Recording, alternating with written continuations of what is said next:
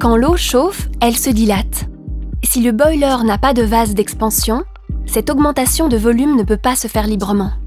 L'augmentation de température va dès lors induire une augmentation de la pression d'eau, ce qui peut donner lieu à de petits écoulements d'eau au niveau de la soupape de sécurité, placée en amont du boiler.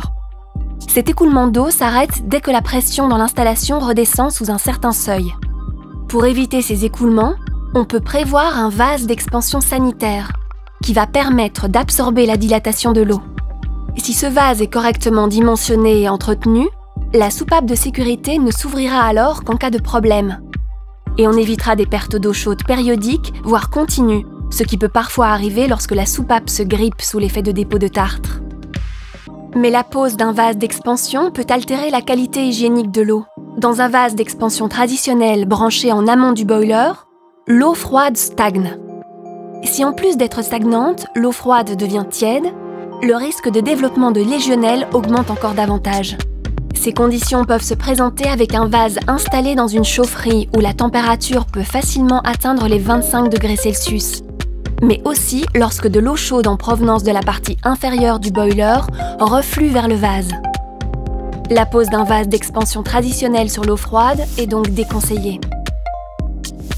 Pour limiter le risque de développement de légionnelle dans le vase, on peut agir sur deux paramètres, le renouvellement de l'eau et sa température.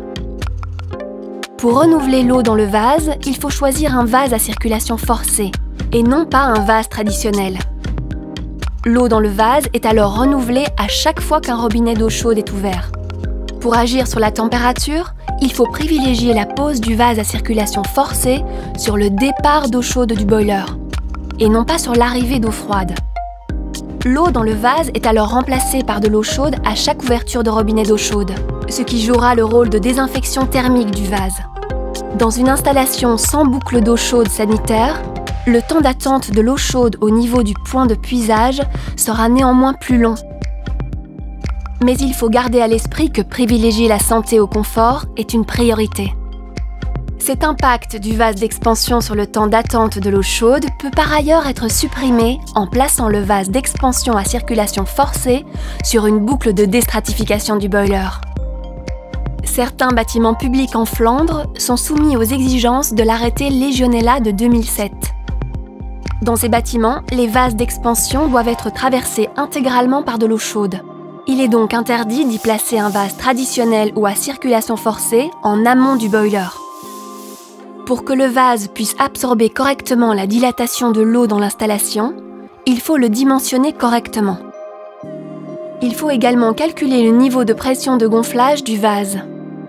Pour ce faire, le CSTC met à votre disposition un outil de calcul en ligne qui vous permettra très rapidement de déterminer le volume nécessaire du vase et ensuite de choisir un modèle parmi un large choix de produits disponibles et répondant aux exigences requises pour votre installation.